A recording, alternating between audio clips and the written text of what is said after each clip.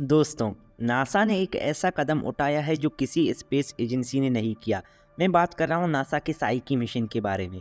एक ऐसा metal rich asteroid पूरे वर्ल्ड की जीडीपी से भी इसका प्राइस ज़्यादा है। जो इसका प्राइस एस्टिमेट किया गया है तकरीबन 1 लाख ट्रिलियन डॉलर है। 1 के पीछे 16 जीरो लगा दीजिए, इतना ज़्यादा है। जो वर्ल्ड का जीडीपी है 105 ट्रिलियन डॉलर है। लगभग 952 गुना ज़्यादा है वर्ल्ड की जीडीपी से। इमेजिन कर सकते हैं दोस्तों। इसके पीछे कारण है आयरन, निकेल और गोल्ड अधिक मात्रा में इसकी सरफेस में मौजूद होना। अनुमान लगाया जाता है एस्टेरॉयड का 60 या 30% पूरा मेटल से बना है। नासा ने इसी साल 2024 और 2023 के एंड में साइकी स्पेसक्राफ्ट इसकी तरफ रवाना कर दिया है। इस वीडियो के अंदर साइकी मिशन और एस्टेरॉयड के बारे में पूरा डिस्कस करने वाले हैं। वीडियो को एंड तक बने रहिए।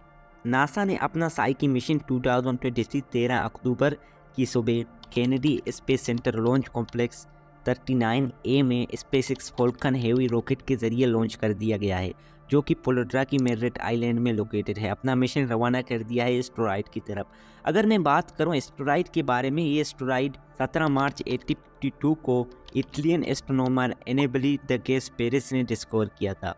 इसके नाम के पीछे एक इंटरेस्टिंग कहानी है। ये एक बड़ा डिस्कवर होने वाला 16वां एस्टेरॉयड था, इसीलिए इसका नाम भी 16 साइकी रखा गया है। ये जो इसका नाम पुराने ज़माने की ग्रीक मिस्टोलॉजी में आत्मा देवी के लिए रखा गया है। अक्सर तितली के विंग वाले फीमेल के तौर पर देखा जाता है। ये एस्टेरॉयड मेन एस्टेरॉयड बेल्ट में मार्स और जुपिटर के बीच में लोकेटेड है। सूरज का ऑर्बिट करता है। सूरज से लगभग 235 मिलियन से 309 मिलियन मील की दूरी पर मौजूद है। ज़मीन से सूरज तक लगभग 3 गुना होगा। ज़मीन और साइकी का डिस्टेंस भी मापा नहीं जा सकता, क्योंकि इस दोनों का ऑर्बिट काफ़ी अलग है। हमारा अर्थ 1 EU में ऑर्बिट करता है, यानी 1 एस्ट्रोनॉमिकल यूनिट में। सन और अर्थ की डिस्टेंस को 1 एस्ट्रोनॉमिकल यूनिट कहा जाता है, जो कि एस्टेरॉयड साइकी है 2.5 से 3.3 AU में ऑर्बिट करता है। ये एक लार्ज M टाइप एस्टेरॉयड है। अकॉर्डिंग टू नासा पूरा 60 या 30% पूरा मेटल से बना हुआ है। अधिक मात्रा में आयरन और बाकी निकेल और गोल्ड भी अदर एलिमेंट और हो सकते हैं। ये है इसका real image. European space agency very large telescope ने VLT ने कैप्चर किया था अगस्त 2019 में। इमेज इतना खास नहीं है, लेकिन साफ साफ देखा जा सकता है एक पोटैटो की शेप में है। नासा के मुताबिक 173 से 144 माइल से छोड़ा होगा। सरफेस एरिया 64,000 स्क्वायर माइल्स होगा। याद रखिए दोस्तों, 1 माइल 1.5 किलोमीटर से थोड़ा ज़्यादा होता है। किलोमीटर मैंने भी नीचे स्क्रीन पर लिखा है, देख सकते हैं। इसका ग्रेविटी भी काफ़ी कम है। साइकी पर गाड़ी उठाना एक बड़े कुत्ते की उठाने की तरह फील होगा। वैज्ञानिकों का मानना है कि सोलर सिस्टम तैयार होने के वक्त में किसी टेरेस्ट्रियल प्लेनेट का कोर भी हो सकता है। धीरे धीरे प्लेनेट बन रहा था। कोमेट या एस्टेरॉयड टकराने की वजह से प्लेनेट नहीं बन पाया। इसका तो पक्का सबूत नहीं है, लेकिन कुछ और भी हो सकता है। अधिकतर चांस है कि किसी टेरेस्ट्रियल प्लेनेट का कोर हो। वेल, इससे हमें क्या लेना देना। अगर ये टेरेस्ट्रियल प्लेनेट का कोर है, अर्थ की कोर के बारे में हम और भी जान सकते हैं। हमारा अर्थ भी एक टेरेस्ट्रियल प्लेनेट है ना। अगर यूनिवर्स में किसी मेटल का टुकड़ा भी हो, इसके बारे में हमारे ज्ञान को और बढ़ाएगा। अगर मैं स्पेसक्राफ्ट की तरफ ध्यान दूँ, इसका सोलर रेज इतना बड़ा है कि 10 स्क्वायर को कवर कर सकता है। 10 स्क्वायर कितना बड़ा होता है, इसके बारे में आप सोच सकते हैं। 21 फीट बाय 81 फीट पर बनाए गए हैं। स्पेसक्राफ्ट का बॉडी 6.1 फीट लंबा और 7.1 फीट चौड़ा है। इसका वेट 2 टन से भी ज़्यादा है, लगभग 2747 किलोग्राम तक का है। अगर मैं पावर के बारे में बात करूं, इसका सोलर रे ज़मीन से निकलते समय 21 किलोवाट का बिजली प्रोड्यूस किया था। एस्टेरॉयड के अराउंड 2.3 एंड 3.4 किलोवाट तक बिजली प्रोड्यूस कर सकते हैं, क्योंकि वहां पे सूरज की रोशनी अर्थ की तुलना में बहुत कम पहुंचता है। स्पेसक्राफ्ट की प्रोपोजन के बारे में बात करूं, ये सोलर इलेक्ट्रिक प्रोपोजन का इस्तेमाल करता है। इसमें 4 हेल इफेक्ट थ्रस्टर लगाए गए हैं। आयरन थ्रस्टर भी कहा जाता है, जो कि जेनून गैस का इस्तेमाल करके स्पेसक्राफ्ट को पुश करते हैं। इस थ्रस्टर का नाम भी शायद नहीं सुना होगा, ये कम सुना होगा, क्योंकि ये लॉन्ग मिशन में इस्तेमाल होता है। अगर मैं आयरन थ्रस्टर के बारे में जानकारी दूं, ये जेनून गैस से चलता है। जेनून ये एक इनर्ट गैस है।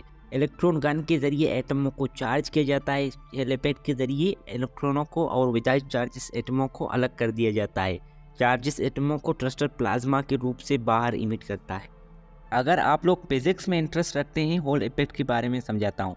मान लीजिए आपके पास एक मेटल का रेक्टेंगल प्लेट यानी एक कंडक्टर है। इसमें कंडक्टर वायर लेफ्ट राइट में लगा दिया, फिर बैटरी में टच कर दिया, पॉजिटिव लेफ्ट में और नेगेटिव राइट में। जाहिर सी बात है इसमें करंट फ्लो होगा। और ऊपर नीचे मैग्नेट भी लगा दिया, मैग्नेट की साउथ पोल ऊपर की तरफ और नॉर्थ पोल नीचे की तरफ। करंट और मैग्नेटिक फील्ड का डायरेक्शन दोनों परपेंडिकुलर है। यहाँ पे एक इलेक्ट्रिक फील्ड जनरेट होगा, करंट और मैग्नेटिक फील्ड की डायरेक्शन दोनों के परपेंडिकुलर होगा। इसी चीज़ को कहते हैं हॉल इफेक्ट। करंट अपनी दिशा बदल देती है, नेगेटिव चार्ज के इलेक्ट्रॉन ऊपर की तरफ मूव करते हैं और पॉजिटिव चार्ज की नीचे की तरफ। करंट अपनी दिशा बदल देती है। जबकि ज़ैनून की एटमों को इलेक्ट्रॉन कण के ज़रिए चार्ज किया जाता है या गर्म करके इसके इलेक्ट्रॉनों को अलग किया जाता है, फिर इसे हॉल इफेक्ट की इन्फ्लुएंस में तेज़ी से एक्सेलरेट किया जाता है। इलेक्ट्रॉन और विदाउट चार्जेस एटम अलग दिशा में मूव करते हैं। कुछ को पॉजिटिव चार्ज अपनी तरफ अट्रैक्ट करता है, कुछ नेगेटिव चार्ज की तरफ मूव करते हैं। फिर चार्जेस एटम प्लाज्मा के रूप से बाहर निकलते हैं, स्पेसक्राफ्ट को पुश करते हैं। एक वक्त में केवल एक ही थ्रस्टर को इस्तेमाल किया जाएगा, केवल 240 मिली न्यूटन का फोर्स लगाएगा। 1 न्यूटन फोर्स 1000 मिली न्यूटन फोर्स के बराबर होगा। 1 न्यूटन फोर्स इतना होता है, फॉर एग्जाम्पल आप समझिए एक वस्तु की वेट 1 किलोग्राम है, उसमें 1 न्यूटन फोर्स आप लगाएंगे, वो 1 मीटर तक दूर जाएगा। ये फोर्स इतना कम है क्योंकि स्पेस में कोई ग्रेविटी वगैरह नहीं है, एयर वगैरह नहीं है, स्पेसक्राफ्ट को आसानी से पुश किया जाता है। साइकी स्पेसक्राफ्ट ज़ैनून के प्रोपेलेंट के साथ 82 लीटर ज़ैनून गैस ले गया है। इसका वेट 1 टन से भी थोड़ा ज़्यादा है, लगभग 1085 किलोग्राम है। पूरी मिशन को इसको इस्तेमाल करेगा। हालांकि साइकी स्पेसक्राफ्ट मार्स की ग्रेविटी को इस्तेमाल करके मार्स को ऑर्बिट करते हुए अपना स्पीड बढ़ाएगा। एस्टेरॉयड तक पहुंचने के लिए ये अलग बात है। अब दोस्तों चलिए साइकी स्पेसक्राफ्ट की साइंस इंस्ट्रूमेंट की तरफ एक्सप्लेन करते हैं। मिशन में एक इम्पोर्टेंट रोल प्ले करते हैं। नंबर 1 पर है मल्टी स्पेक्ट्रल इमेजर। एक प्रकार का कैमरा है जो लाइट की अलग अलग वेवलेंथ को कैप्चर करता है। ज़्यादातर वेवलेंथ को हम देख भी नहीं सकते, केवल विजिबल को देख सकते हैं। अलग अलग फिल्टर का इस्तेमाल करके हाई रेजोल्यूशन इमेज भेजेगा। नॉर्मल कैमरा जो होते हैं वो केवल विजिबल लाइट को कैप्चर करते हैं। ये जो multi spectral imager psyche spacecraft को लगाया गया है, लाइट की 2 वेवलेंथ को कैप्चर करता है। एक है विजिबल लाइट जो नॉर्मल कैमरा कैप्चर करते हैं और हम इसे देख सकते हैं। दूसरा है इंफ्रारेड लाइट, इसे हम आंखों से नहीं देख सकते, टेम्परेचर के जरिए देखा जा सकता है। अगर आपने इलेक्ट्रोमैग्नेटिक स्पेक्ट्रम के बारे में पढ़ा है, लाइट की वेवलेंथ के बारे में अच्छी तरह मालूम होगा। नंबर 2 पर है गामा रेज और न्यूट्रॉन स्पेक्ट्रोमीटर, सवला साइकी को स्टडी करने के लिए। एस्टेरॉयड पर कॉस्मिक रेज और हाई एनर्जी पार्टिकल तेज़ी से एस्टेरॉयड की सरफेस पर बमबारी करते हैं। वहाँ पे जो मौजूदा एलिमेंट इस एनर्जी को एब्जॉर्ब करते हैं, इसके बदले वहाँ पे गामा रेज और न्यूट्रॉन इमिट करते हैं। हालांकि वहाँ पे अगर रेडियो एक्टिव एलिमेंट जैसा कि यूरेनियम, थोरियम, पोटाशियम और वगैरह वगैरह है, तो वो बिना कॉस्मिक रेज और हाई एनर्जी पार्टिकल के बिना गामा रेज इमिट करते हैं। जो स्पेसक्राफ्ट का गामा रेज और न्यूट्रॉन स्पेक्ट्रोमीटर इस इमिट का पता लगाते हैं कि असल में साइकी किस चीज़ से बनी है। Gamma ray spectrometer gamma ray को डिटेक्ट करेगा, एस्टेरॉयड की सरफेस पर स्टडी करेगा कौन कौन सी एलिमेंट मौजूद है, इस चीज़ की जांच करेगा। और न्यूट्रॉन स्पेक्ट्रोमीटर जो न्यूट्रॉन को डिटेक्ट करेगा, सोलर रेडिएशन और हाई एनर्जी पार्टिकल और कॉस्मिक रेज एस्टेरॉयड की सरफेस पर टकराने की वजह से एस्टेरॉयड न्यूट्रॉन भी इमिट करता है। न्यूट्रॉन स्पेक्ट्रोमीटर इसी चीज़ को मालूम करेगा कि एलिमेंट किस तरह मौजूद है और किस कंपाउंड में मौजूद है। नंबर 3 पर है मैग्नेटोमीटर। एस्टेरॉयड के पुराने मैग्नेटिक फील्ड की सबूत को ढूंढने में मदद करेगा। एक्चुअली एस्टेरॉयड में मैग्नेटिक फील्ड नहीं होता है। साइंटिस्ट ये अनुमान लगाते हैं कि साइकी किसी रॉकी या टेरेस्ट्रियल प्लेनेट का कोर है। रॉकी या टेरेस्ट्रियल प्लेनेट अपने लिक्विड मेटेलिक कोरों में मैग्नेटिक फील्ड पैदा करते हैं। मैंने पहले बताया कि नासा के मुताबिक धीरे धीरे प्लेनेट बन रहा था, कॉमेट या एस्टेरॉयड टकराने की वजह से नहीं बन सका। सोलर साइकी का मैग्नेटोमीटर इसी चीज़ को स्टडी करेगा, ये पता लगाएगा कि असल में किसी प्लेनेट का कोर है या नहीं। इस साइकी स्पेसक्राफ्ट को DSOC को यानी डीप स्पेस ऑप्टिकल कम्युनिकेशन भी अटैच कर दिया है। नासा का एक एक्सपेरिमेंट है जो मून के बाहर ऑप्टिकल या लेज़र कम्युनिकेशन का टेस्ट करेगा, डाटा को हाई स्पीड को ट्रांसफ़र करने में मदद करेगा। रेडियो वेव्स कम्युनिकेशन के मुकाबले लेज़र कम्युनिकेशन लगभग करंट डाटा रेट 10 से 100 टाइम ज़्यादा फास्ट है। याद रखिए दोस्तों, स्पेसक्राफ्ट और ग्राउंड स्टेशन में कम्युनिकेशन करने के लिए माइक्रोवेव स्पेक्ट्रम की एक्स बैंड को इस्तेमाल किया जाता है, रेडियो वेव्स को नहीं। और ग्राउंड स्टेशन डिश से एक्स बैंड को रेडियो वेव्स में चेंज किया जाता है। और ग्राउंड स्टेशन रेडियो वेव्स को ट्रांसमिट करते हैं नासा को। और टेलीकम्युनिकेशन के लिए स्पेसक्राफ्ट में 4 एंटेना लगाए गए।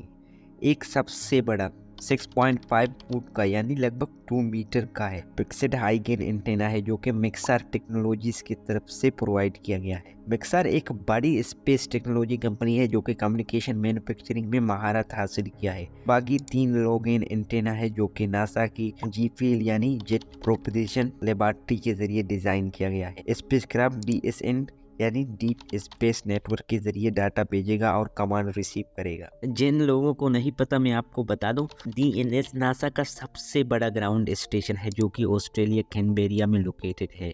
बाकी और भी ग्राउंड स्टेशन है स्पेसक्राफ्ट को बातचीत और ट्रैक करने में, और इसकी ग्रेविटी साइंस के लिए कोई इंस्ट्रूमेंट नहीं लगाया गया।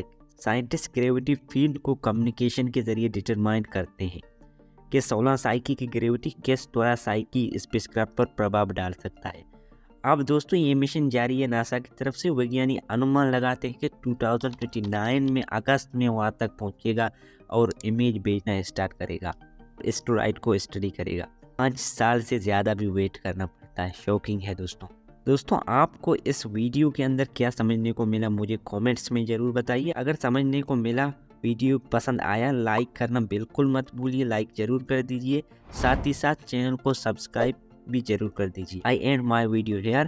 That's it. Stop in this video guys. See you in the next video. Bye bye.